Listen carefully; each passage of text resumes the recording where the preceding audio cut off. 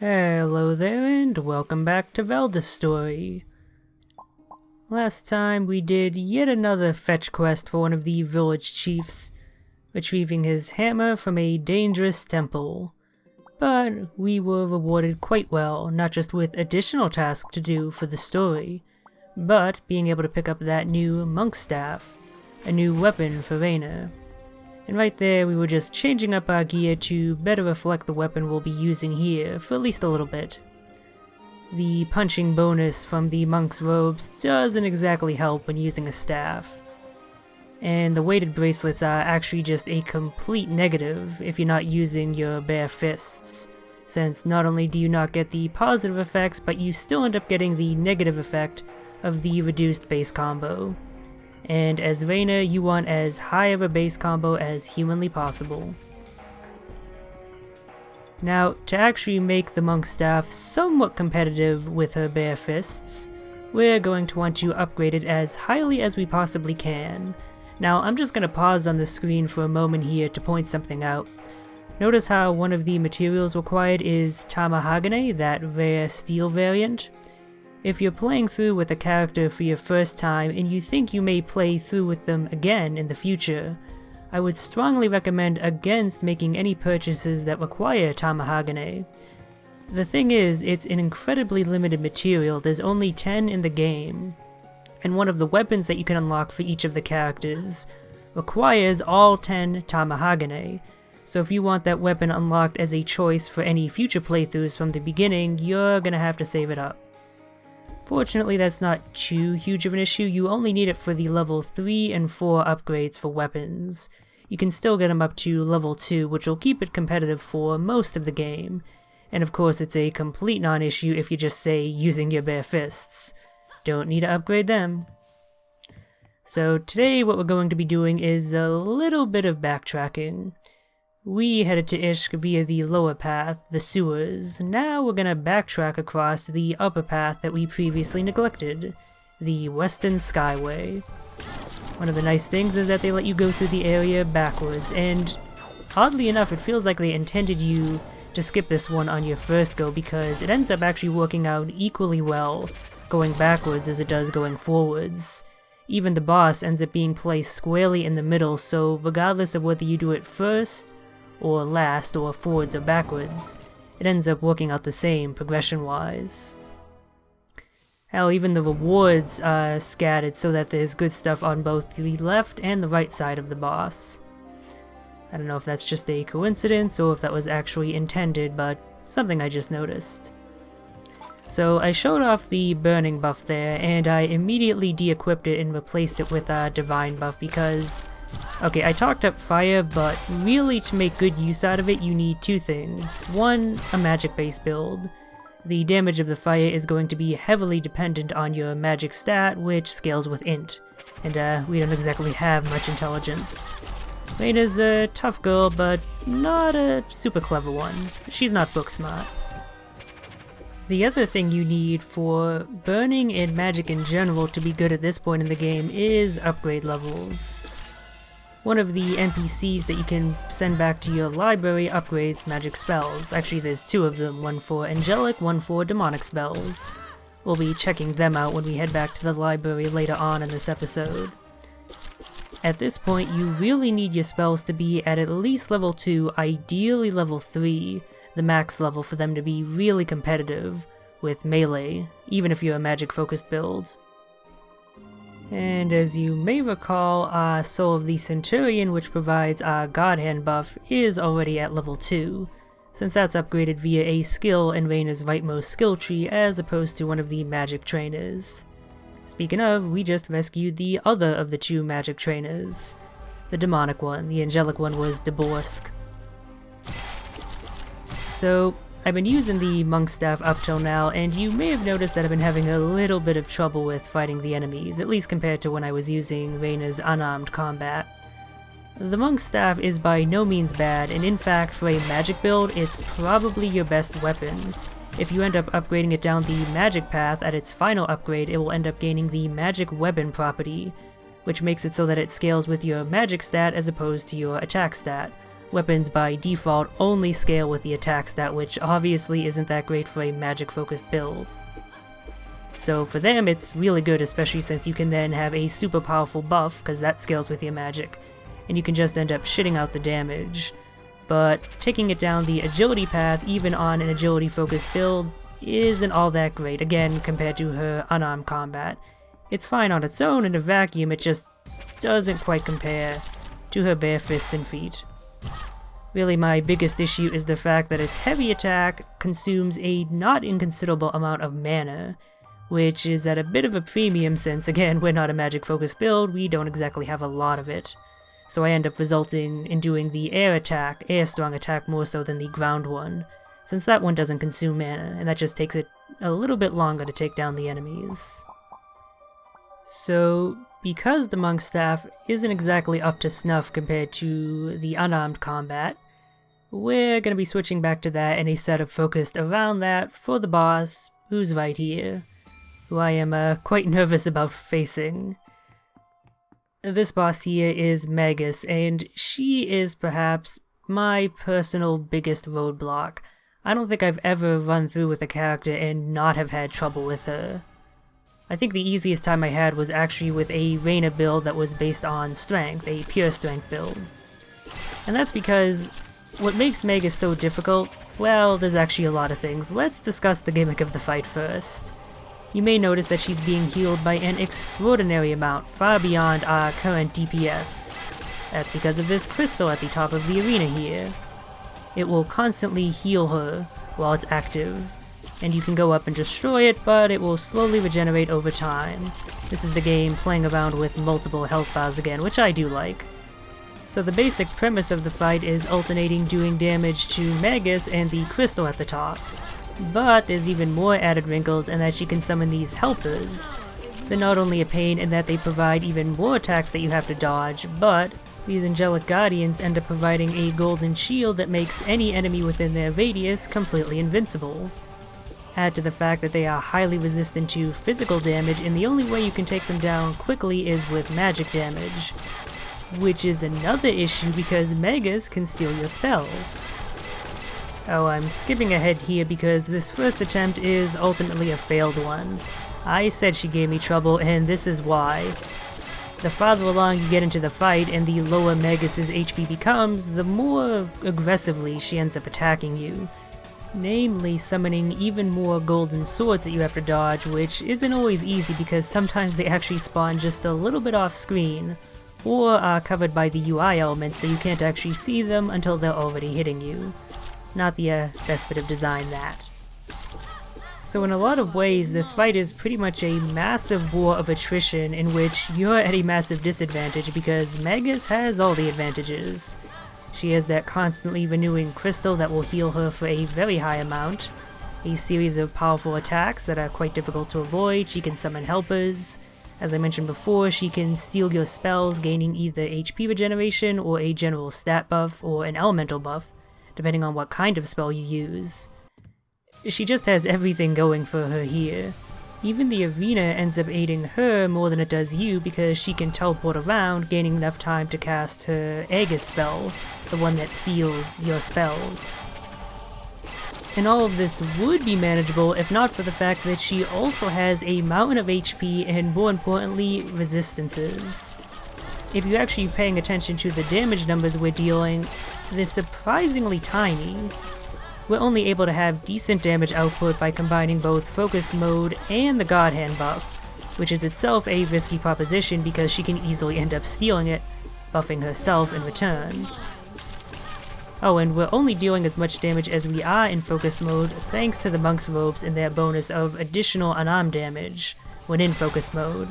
Without that, we'd be dealing much less. So yeah, that's a whole lot of words I just said that can basically be summarized by saying, Magus is a bitch.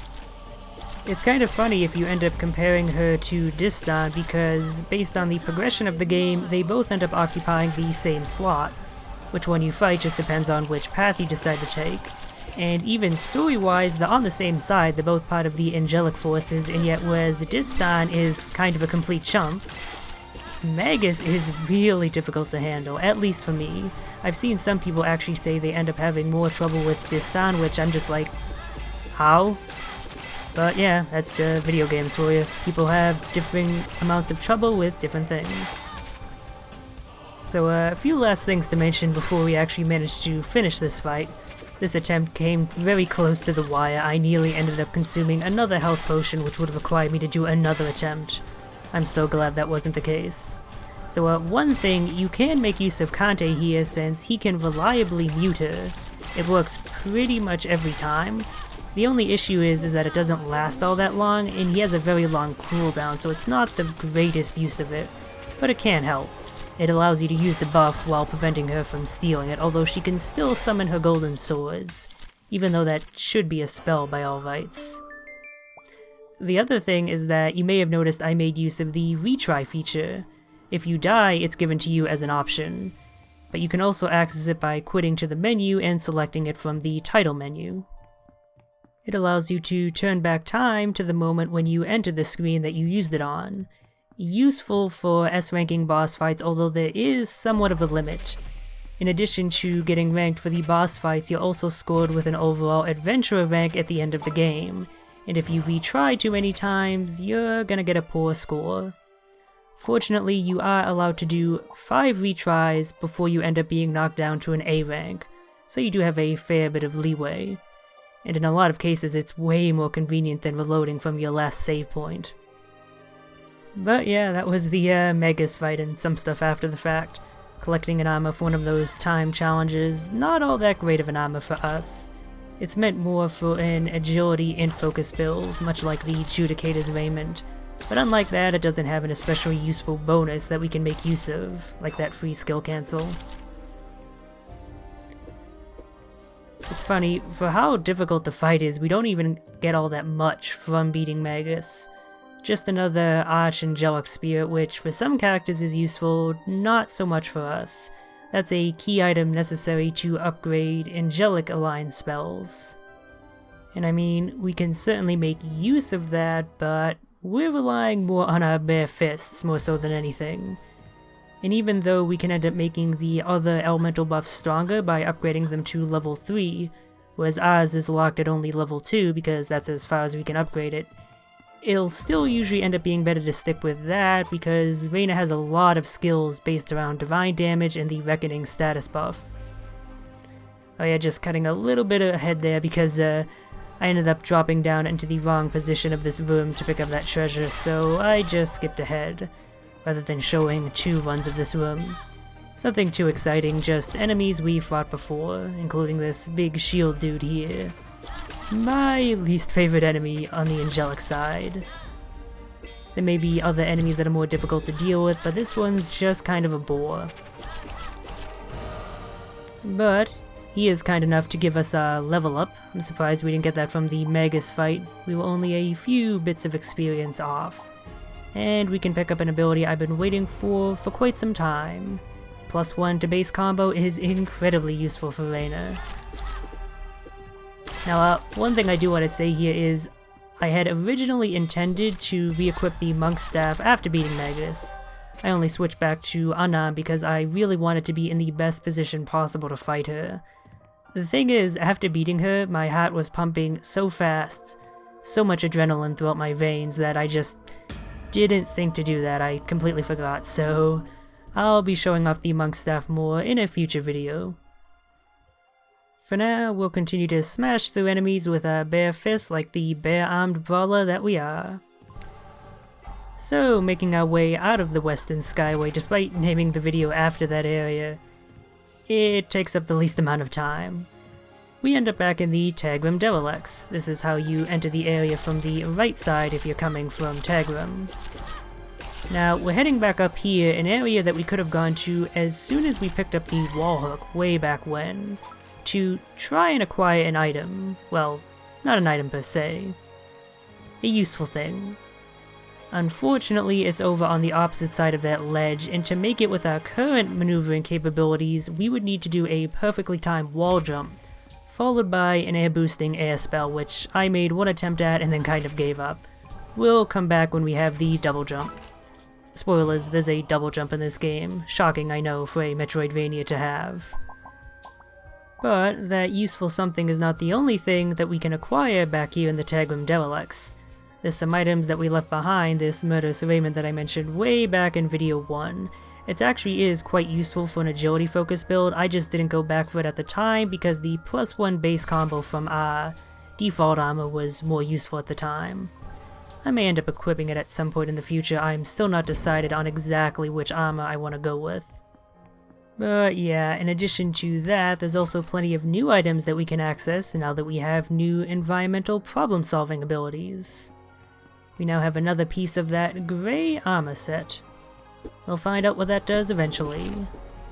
And being introduced to these rather synchronized demon soldiers, you may notice that the enemy formations in this area are different than they used to be. So I mentioned before, that is one thing that this game does and that more Metroidvanias should do. Sometimes when you return to old areas, they'll end up being repopulated with new enemy formations. And not only does this serve the gameplay by making it more interesting to go back through that area when you're re-exploring it for new items, but it also actually ends up adding to the story. As little as I care about it, I do like that they took that attention to detail to do that. Namely that the demon forces are being balked a bit by the ferals. Previously the demons had the roost here, but now they're being fought back. And now the bigger threat here for us are those feral enemies. I'm checking my map here on occasion because I couldn't quite remember if I had skipped an item or not. I have a good memory of the layouts of these areas, but not a perfect one. Thankfully, I was not, in fact, missing it. I was thinking about this door right here, behind which is one of the more useful NPCs. That one that we rescued before, Yamadi, was a blacksmith, the angelic blacksmith, and this here is his demonic counterpart. You can tell by the fact that he has those adorable little horns sticking out of his hair. I guess he's meant to be a satyr? But god damn it, that is just the most adorable design. I think the fact that he's basically a Hot Topic teenager also adds to that. But yeah, they're a little bit out of the way, but make sure you rescue both of these blacksmiths when going through these two areas here. They are responsible for providing and upgrading 2 alternate weapon choices for each of your characters. So if you want to use more than the bare default or the monk staff in Reina's case, you're gonna want to bring them back to the library. Ah, this was where we fought Azudor and then the Yeti. So long ago now. It's kind of a shame that they don't ambush you with another boss right there. I think that would be cool. And it's not like they don't do that later in the game. Yeah, we'll be seeing some boss arenas reused, and I guess this guy wants to get into a jumping contest with me. Okay, clearly he wins, so his reward is death. I love it when enemies glitch out like that in a video game. Even if it's as small as that, it always amuses me. So behind this wall here we have... I don't know if this NPC is supposed to be one of the crew members. Considering that she's sealed behind a brick wall, I would guess no. And you don't exactly bring her back to the library, so I guess she just set up shop here sometime before the war and just stayed down here forever. So she sells 2 things, a unique flower whose use we'll see later on, we don't have the materials necessary to purchase it, and the ability to pick up a random hat. Now, there are a number of hats that you can end up getting, and it's pure luck as to which one you acquire. The vast majority are kind of garbage, like, they're not bad by any means, they don't have any negative effects, but their positive effects really aren't worth the materials for the purchase, as common as those materials are. There is, however, one hat in particular that is amazing and makes it absolutely worth picking up a hat every time you make it past her, just on the off chance you end up picking that up. And that hat just so happens to be the one we acquired right here, the Laurel crown. That was just a fantastic stroke of luck. So, the Laurel crown does technically 2 things. It's really one thing, but I'm just going to divide it up into 2 for the sake of how I'm going to exposit what it does. So the first thing it does is it doubles all experience that you receive. Obviously, you can see why this alone makes it a useful item, although I'm actually not too thrilled about this element of it. Even without the Laurel Crown or the boosted XP from using Reina's unarmed weapons, it gives a 25% bonus if you haven't noticed before, you'll likely end up hitting the level cap way before you end up beating the game. Experience really is not an issue. So for me, the reason you want to go for the Laurel Crown is its other effect, which I'll get into later when it actually becomes relevant. The other thing regarding the hats is that they have a chance of falling off every time you get hit. Every time you get hit and you don't lose the hat, that chance rises. And how much the base percentage chance is and how much it rises is dependent on your luck stat. Although even with high luck, if you get hit enough, eventually you're guaranteed to lose the hat on your next hit. So if you really want to make use of the bonuses of these hats, especially the Laurel Crown, get good, kid. Get good. So, as usual, I took longer to exposit than I thought I would. So I kind of ended up talking over this rather somber cutscene here. We actually end up getting quite a few important plot details, at least regarding the characters' histories, if you care about that sort of thing. For one, incredibly important to the plot character Zeke over here absolutely loathes the demons for killing his parents and ends up actually taking to the angels quite a bit, to the point that he decides to join their side. Apparently it didn't give him much of a strength boost though, considering Adelan had no trouble taking him down. Ah, fratricide, that most Shakespearean of crimes, up there with patricide, matricide, and infanticide. Shakespeare was a fucked up dude, wasn't he? Anyway, apparently Zeke was planning to do something with the Angel's help that would apparently allow all of the residents of Tagrum to leave. Knowing what we do know about the Angels, that seems less than trustworthy, and perhaps we'll see what happens if we didn't interrupt Zeke when we play through as Vladin. Yeah, there's actually branching paths with the plot here. Anyway, that's what was important from that scene. The rest of this is just bullshitting between these two characters here.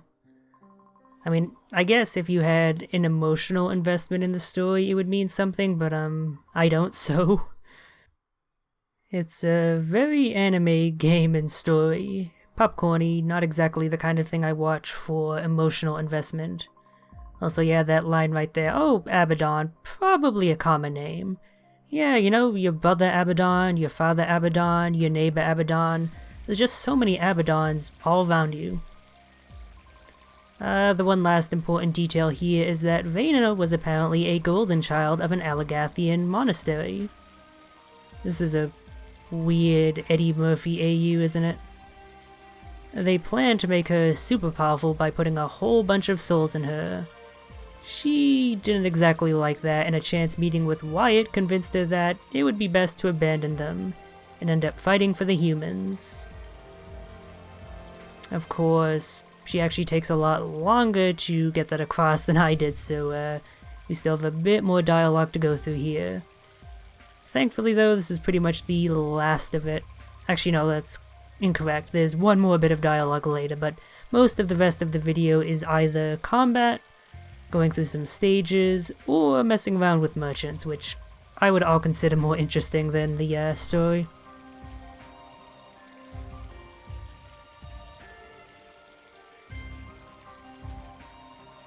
He only kills those who try to impose the will of the gods on others. Also, his sword was massive, too big to be called a sword. It was more like a slab of iron. Yeah, even if they didn't necessarily intend it, Wyatt definitely has some Guts DNA in him.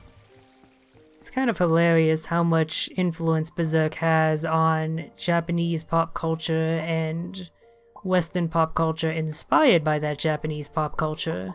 In this case, it's probably a second generation thing, from Berserk to Final Fantasy, you know, characters like Cloud or Squall, to this game.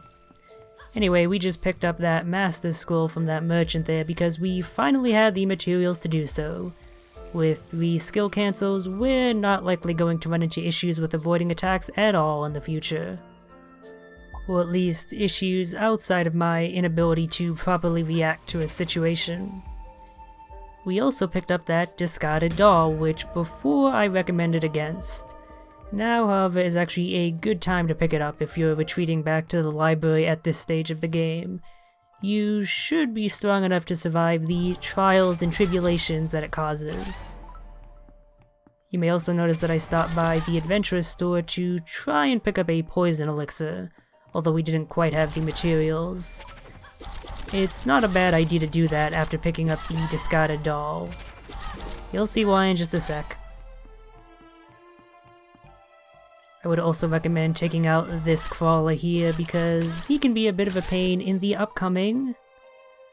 Oh wait, I faff about with my spells a bit more. Even choosing the wrong one, I meant to choose the downward spell buff, but I picked the attack one instead, whoops. But yeah, we have a boss here. It's not the small child though, but the raven of which he speaks. The raven? Guardian of the Skyways, devourer of flesh. Palette swap of Yeti. Yeah, it's a palette swap of the Yeti boss, but it's actually a pretty decently handled one. If you're gonna do a palette swap to conserve on development resources, this is the way to do it. The basic attack pattern is pretty much identical with the addition of an extra hit in its punching combo. Previously, the Yeti would try to grab you, and then if it successfully did so, it would punch you. This one will punch you even if it misses, so that's an extra attack you either have to avoid or parry, as I like to do. The real big difference here is that you no longer have platforms to use to your advantage. You actually have to avoid, block, or parry any of his attacks if you want to avoid taking damage, and trust me, you do. He's poison elemental, and as you saw right there, getting hit once by his big attack is quite nasty. Thankfully, Reina pretty much completely cheeses this fight. You don't even ever need to skill cancel other than to get behind him to stun him.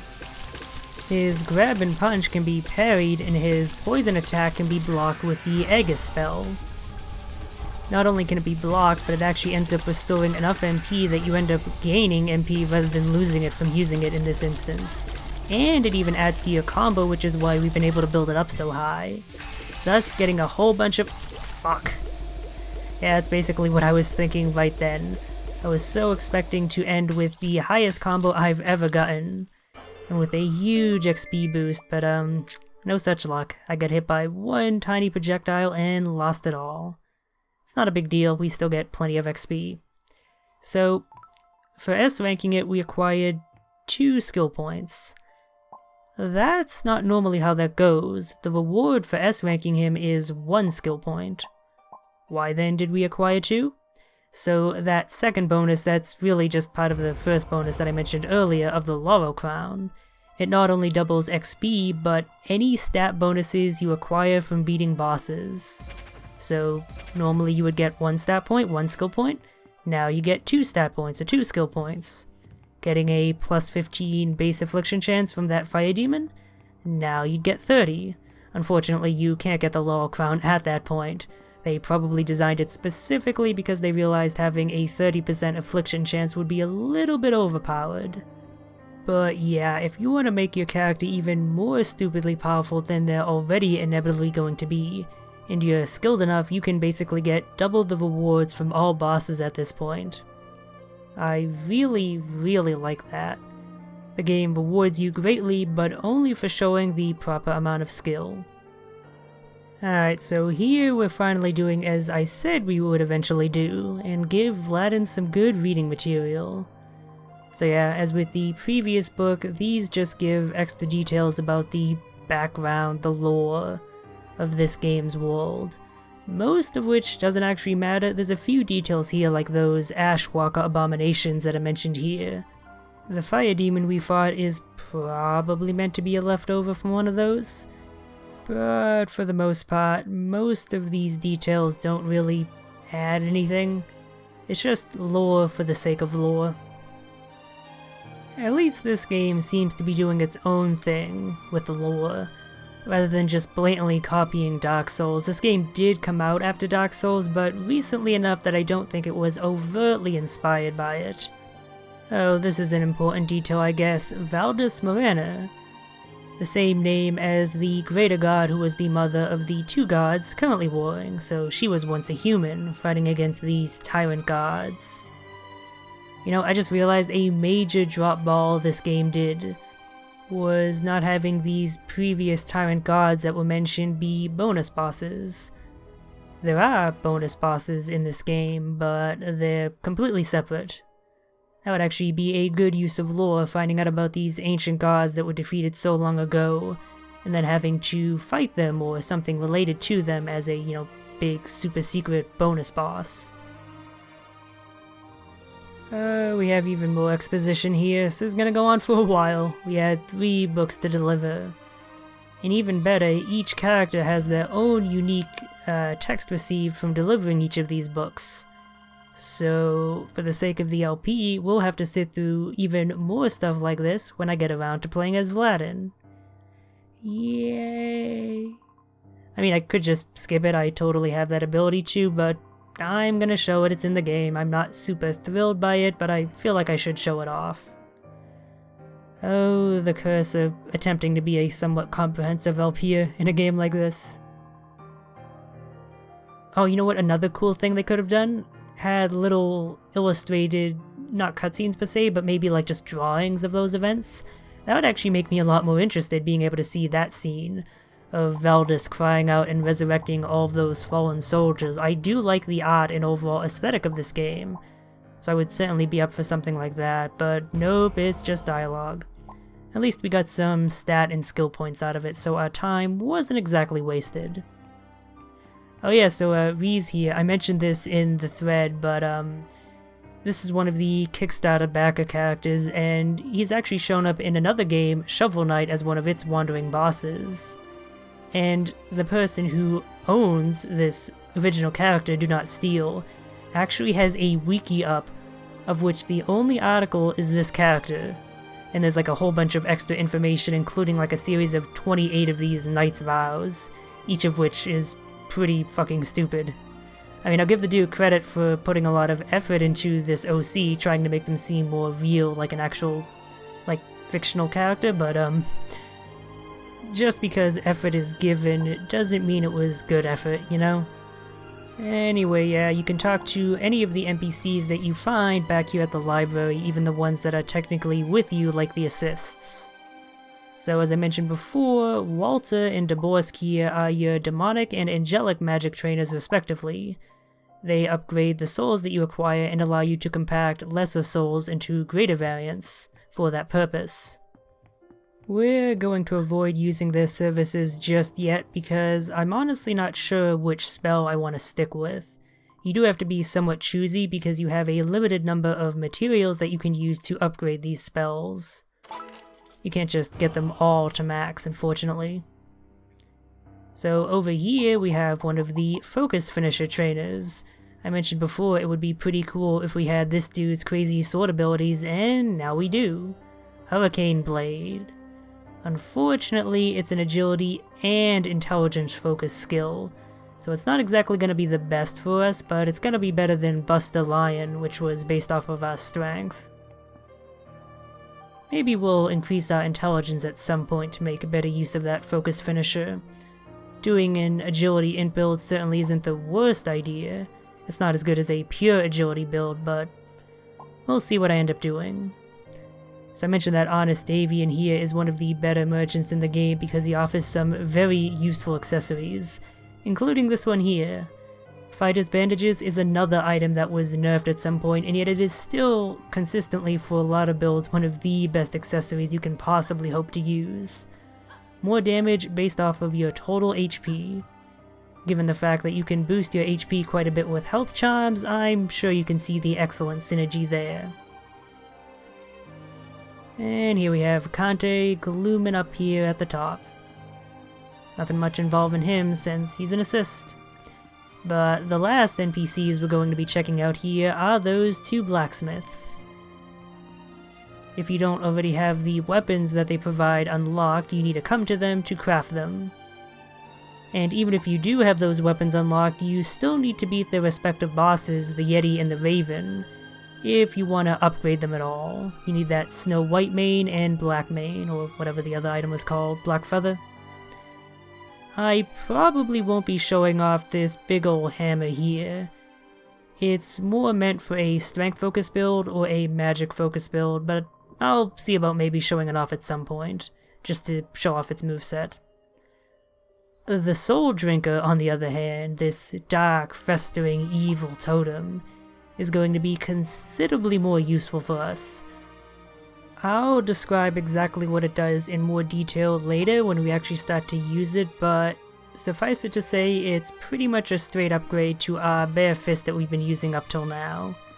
In fact, it's kind of an insanely good upgrade, but that's gonna be enough for today. Next time, we'll actually make some progress.